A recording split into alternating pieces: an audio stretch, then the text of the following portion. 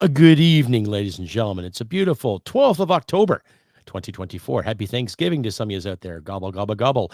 But there's more to my last episode. More double standards and double hate part 2. That's right. More information coming our way over the terrorism promotion in Vancouver last Monday. And some inside information in regards to how many liberals are starting to hate Justin Trudeau. Oh my goodness. What's the world coming to? Real progress, ladies and gentlemen. All that and more come to the Crusty podcast. Please stick around. Listener view discretion is advised because I will swear. I will smoke some cigarettes, make some funny faces. Well, you know the routine. See you in a bit. Hit it, sweetheart. Because I am hard, you will not like me. Yes, sir. There is no racial bigotry here. Here you are all equally worthless.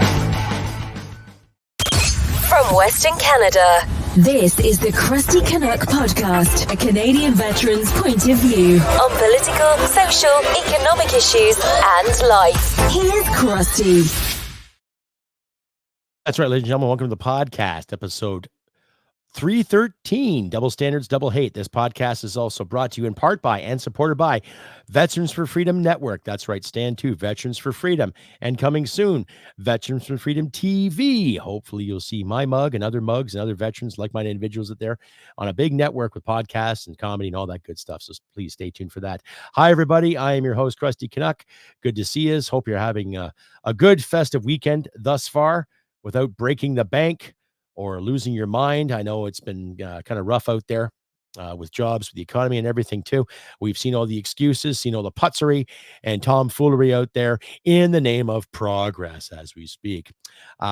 This is a follow-up to the last episode I had back there on the 9th in regards to the terrorist double standards, basically double standards of hatred that's going on in this country right now. Just to remind you too, if you like and hear you see, please click like, subscribe, share this content all over your social media platforms. Do not be shy. And please just give me a thumbs up, give me comments. Help us Canucks out there get our words to everybody in a timely and orderly manner without worrying about censorship that's supposed to be coming our way sometime soon. But who knows what's going to happen.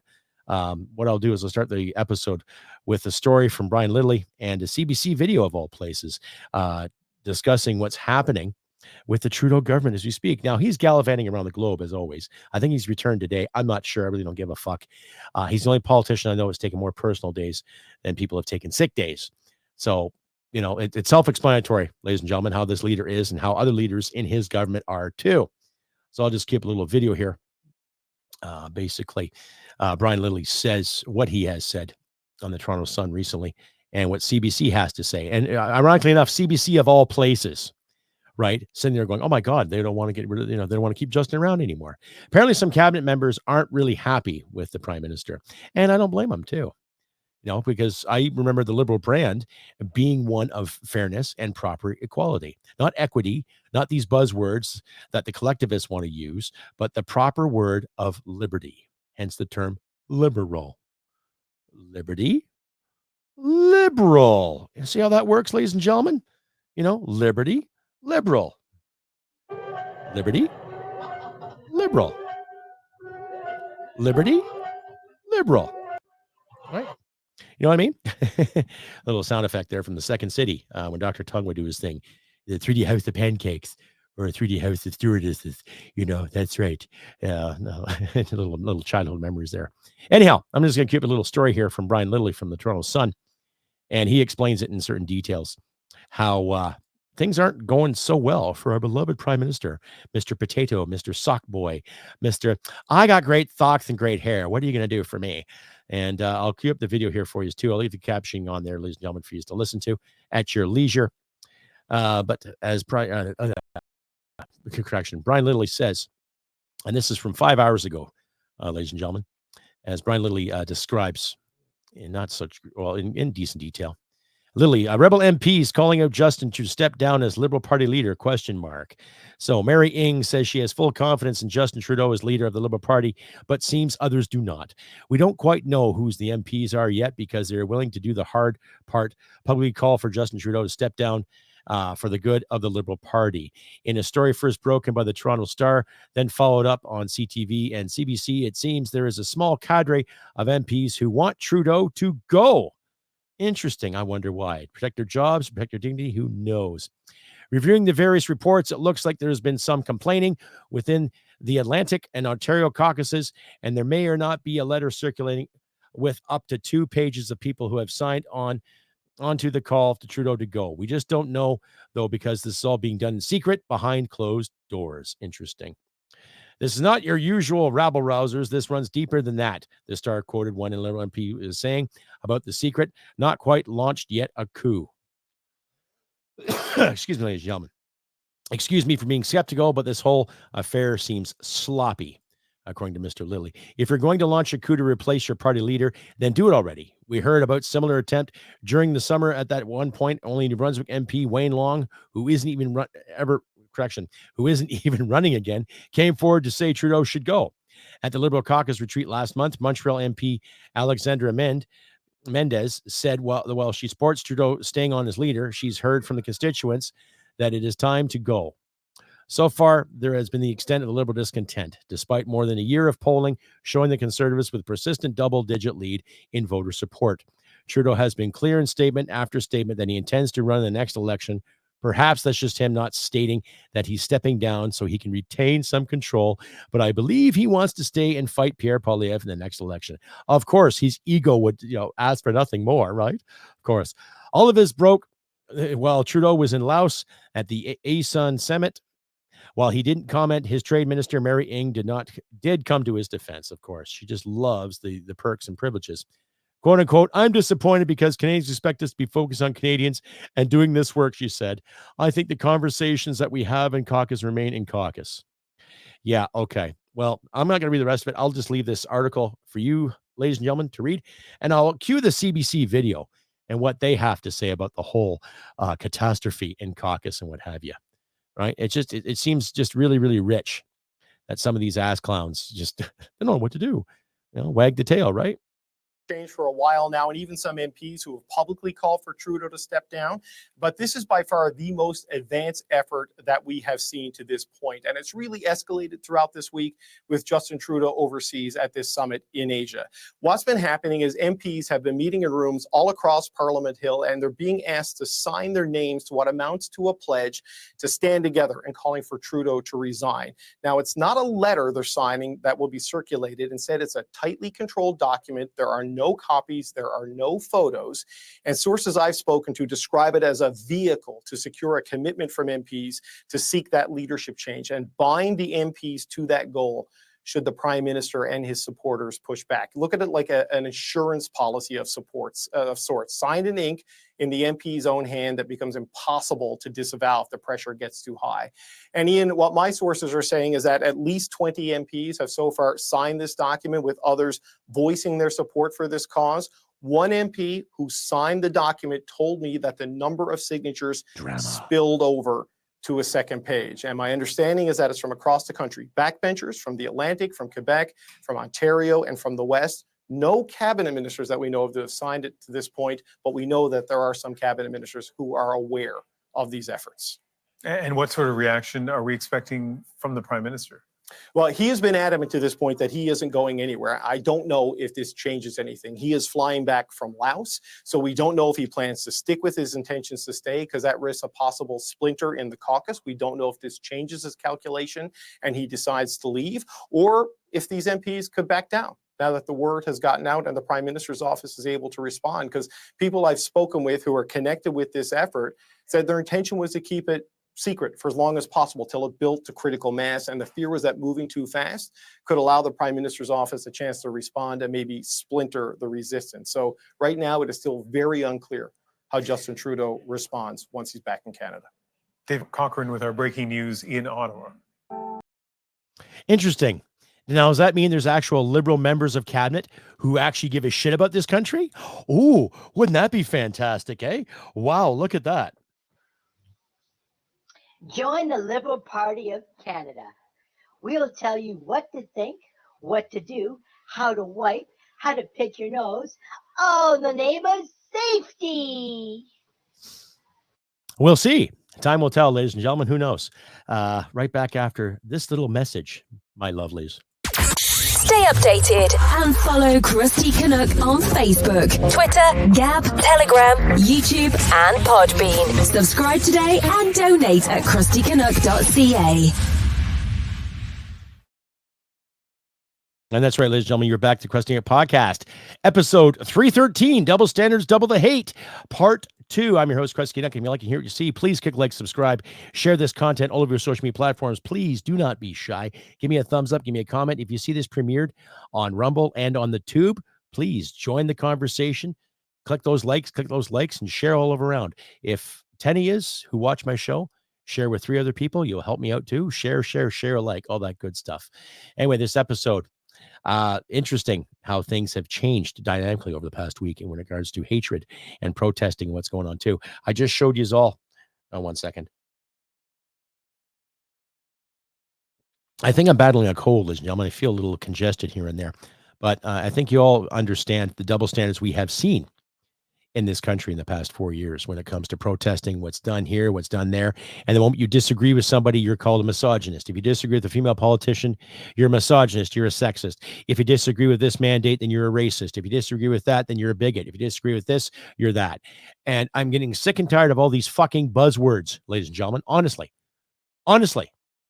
You know, you can't even look at something without someone getting offended or getting scared. Okay, so I'm going to play a little video here from Rebel Video. Drea Humphrey does a great job exposing, I think her name is Charlotte Kate, but you decide, ladies and gentlemen, you decide who this individual is and how you want to deal with her, because I'm all for people standing up, speaking their minds. And regardless of what your cause is, freedom of speech is essential. Freedom of expression is essential. Absolute. I'm not going to sit here and say freedom of speech, but, or freedom of expression, but. I'm going to say freedom of speech. But we have to pay attention to what is being said in regards to what's going on in the world today, especially what's happening here in Canada. I don't buy this colonial BS. I don't buy all this history crap. History is history. We have to learn from it and learn our mistakes and carry on. That's progress. But you can't let people keep revising history, changing the narrative just to suit some fucking ideology that died in the 20th century. You know what I'm talking about, Marxists. You know what I'm talking about, you dirty commie bastards. Anyhow, I will cue this up here for you, ladies and gentlemen, before I get too emotionally attached. But you see my point, okay? You see my point, ladies and gentlemen, and we've got to stand up and fight the good fight. And that's for all people, all Canadians, all colors, all creeds, all persons. Doesn't matter where you're from, what language you speak. You live in Canada, you want to live a good life, live in democracy, live with freedom, peace, and security. We got to stand up to this BS, and we got to do it soon. When it comes to the Israel-Hamas conflict, I've heard some of you say it before. I don't care. I'm Canadian. And while I wish it were so simple, the truth is some of the problem is alive and well on Canadian soil. Don't believe me? Take a look at this. Death to Canada! Death to the United States! And death to Israel! Burn, burn! Palestinians will return! Israel is a terrorist state! Did that have you wondering who's behind such pro-terrorism in Canada and which political forces are doing enough to protect the people from it? I'm Drea Humphrey with Rebel News. Let's talk about it. Recently, I brought you a report about a memorial that took place at a Vancouver synagogue on the 1-year anniversary of the October 7th Hamas terrorist attack against Israeli people, including 8 Canadians who lost their lives among the 1,200 who did as well. Now, in that report, I also mentioned that simultaneously, an anti-Israel and what turned out to be an anti-Canadian protest was also taking place about 4 kilometers away in front of the Vancouver Art Gallery. Now that I've had more time to see what actually occurred there, I am disgusted. And here's why. We are Hezbollah and we are Hamas! What you just saw there was a protest organized by a pro-Palestinian non-profit in Canada called Samadoun, the Palestinian Prisoner Solidarity Network. a group that freely operates. Yeah, look at that website, ladies and gentlemen. I'll leave a link to their beloved website, or I think they have connections here on the Rebel link there. But Sammy Doon is nothing but a bunch of glorified Marxists. And I don't care who hears that. So if any Sammy Dooans are out there, come on, give me a shout. Let's have a little chat, you wankers. As a nonprofit in Canada, yet is banned from operating in Germany and has been designated a terrorist organization in Israel and as of October 10th in the Netherlands as well. And its co-founder, she's Vancouver-based. Oh, Her ain't name she is pretty? Charlotte Cates. She's also the international coordinator. And here's some of the things she's been saying. We demand a free Palestine from the river to the sea. And that we stand with the Palestinian resistance and their heroic and brave action on October 7th. And they said, long live October 7th. And we say today, long live. I think she needs a little more time at the salad bar and the chin-up bar rather than the drinking bar. You know what I mean? October 7th.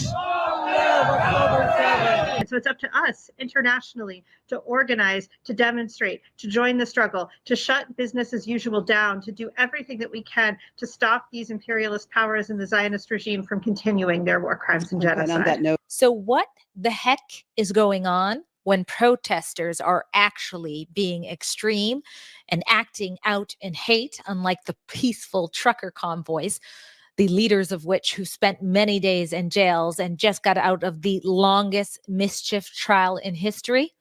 Well, in British Columbia, both of the leaders contending to be the next premier, that is the incumbent leader, David Eby, with the BC NDP, and John Rustad, the leader of the Conservative Party of BC, took to social media to condemn the acts, but one certainly took a stronger stance than the other. David Eby said, "This kind of hateful rhetoric is wrong and has no place in our province. We stand together against violence and the glorification of it, and we strive for peace." And in contrast, Mr. Rustad said something more in line with that of federal Conservative leader Pierre Poilievre. Hi, John Rustad here. I'm out in front of the art gallery where last night a mob came and burnt a Canadian flag, threatened Canadians, threatened United States, threatened Jewish people. I find this sort of violence completely unacceptable. This sort of hate should have no place in British Columbia. And we've had a premier who is silent on this. He refuses to crack down on this in British Columbia. This is unacceptable to us. A Conservative government will make sure we crack down on this type of hate. There is no place for that in British Columbia. He further put out a statement urging the federal government, that is Trudeau and his buddies, of course, to go ahead and designate Samidoun as a terrorist organization. But we did not see that from Mr. Eby. Is that surprising? Not really. If you recall, back in the spring, his former MLA and the Minister of Post-Secondary Education, Selena Robinson, was being pressured by pro-Palestinian activists to resign after making comments about how horrible life is in Gaza. Who was pressuring her? Well, it was the same protesters behind the protests you've seen there. That's right. They were heavily tied with Samidoun. And it seems as though Eby's government actually caved because he didn't stand by Selena Robinson, at least according to her. And in fact, she ended up resigning anyways from the party, citing reasons of anti-Semitism within and indifference. Now we have the same people who tried to push her out, leading people in the center of Vancouver to applaud burning our nation's flag, as well as calling for the death of Canada, aka death of Canadians, death to the United States, death to Israel, and not just applauding and praising terrorists, but leading people to claim that they are terrorists. Now, joining me to give us a little bit more insight on that horrific pro-terror protest is Masha Kleiner. She is an event coordinator for pro-Israel events, and she was there in counter-protest to what she says is a rising amount of frightening anti-Semitism in the province of British Columbia. So me and a few friends, we were actually there to counter-protest. I've been saying it for a very long time that these groups are not only anti-Israel or anti-Jews, they're also anti-Canadian. And finally, we've seen such a clear demonstration of it that no one can say otherwise, because I feel like a lot of the mainstream media have been gaslighting us, calling them pro-Palestinian, but there is nothing pro-Palestinian in burning a Canadian flag. We were holding Canadian and Israeli flags and signs calling Hamas. Just a reminder, folks, there too, when you see all these individuals that are protesting and saying all these wonderful things, they fail to realize the benefits they've had in this country and the benefits they have in the United States, benefits they have in Israel, if they live there, benefits they have in any working democracy on this globe thus far. Yet these clowns, these poop heads, well, time will tell. We'll see what happens. Hamas and Hezbollah and IRGC terrorist group, as it is designated in Canada and many other countries. The so-called protesters did not agree with us. They called us all racist and yelled at us. There was police luckily there to stand in between. Samidun itself is an offspring, is affiliated, I don't know exactly, but it is definitely affiliated with PFLP, the Popular Front Liberation for Palestine. This is a well-known, designated everywhere terrorist organization that is known for hijacking planes and suicide bombings. They share one of the leaders who is actually shot.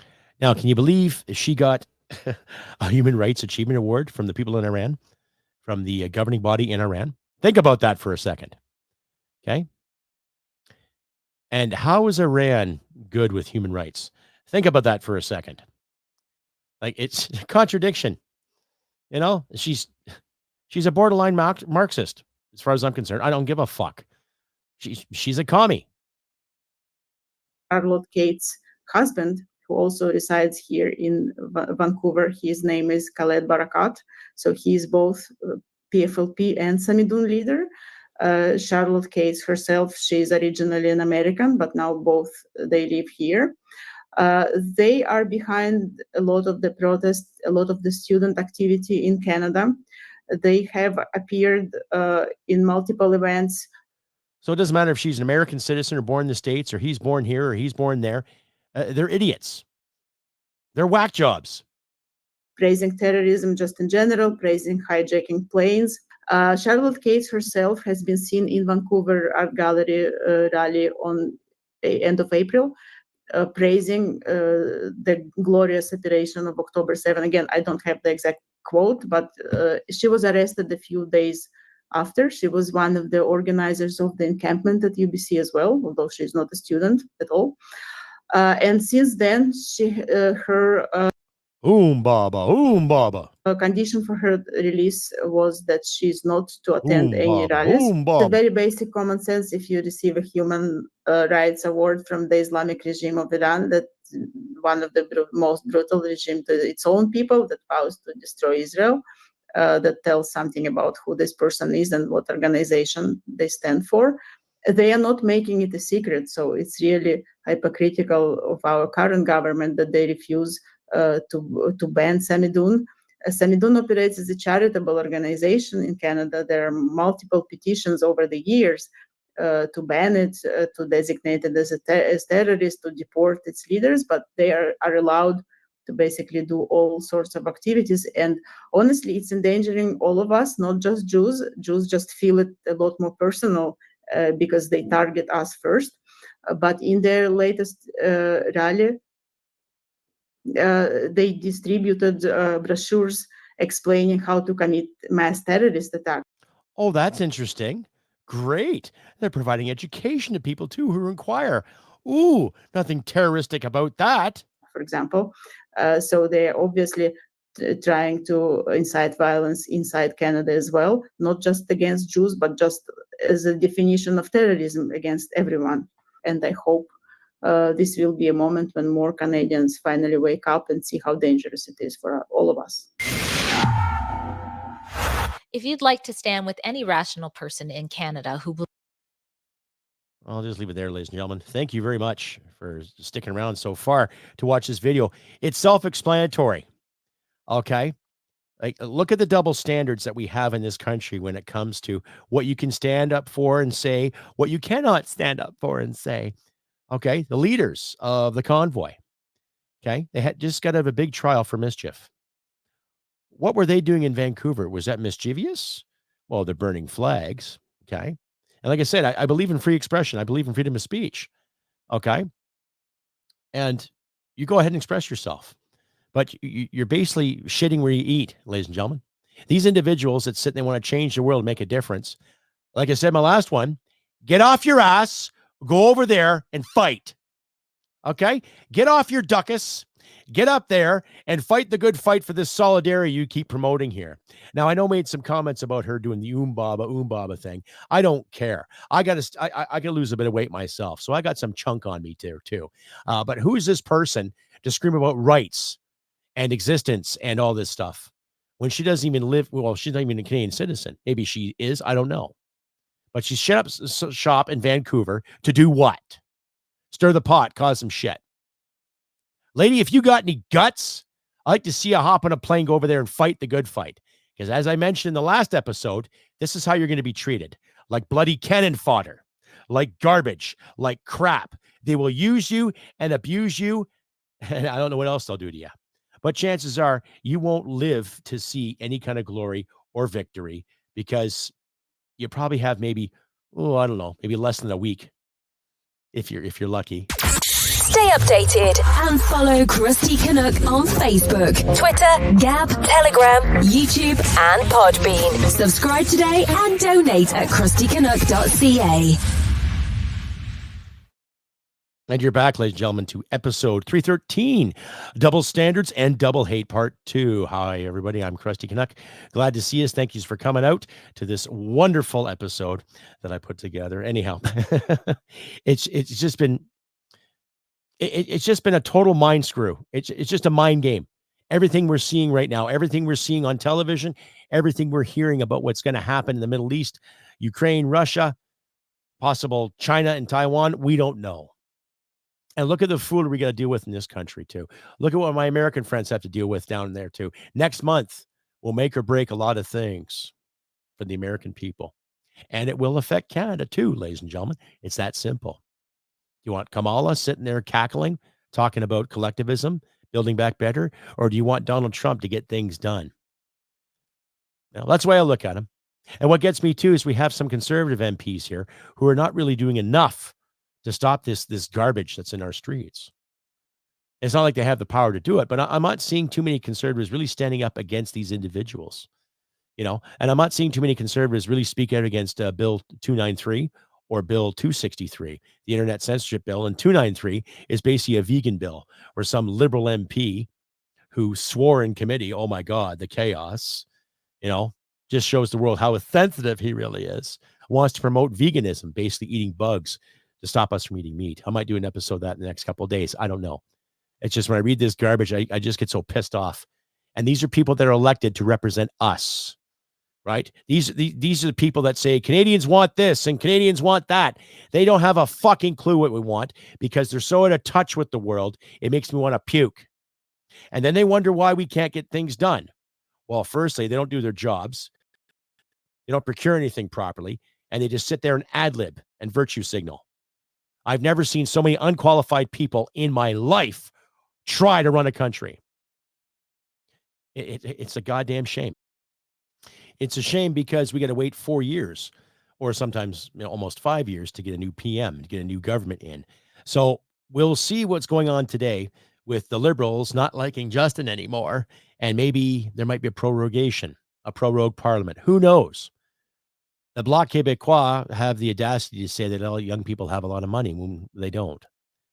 The NDP don't know whether they're coming or they're going. They can't tell they're just their elbows or their assholes. And conservatives, okay, they've got some plans, but they're not really fighting for those plans. So you, my wonderful audience, I suggest that we fight for an election. We observe carefully what's going to happen in the States, and we stand our ground and stand on guard for thee. It's that simple, ladies and gentlemen.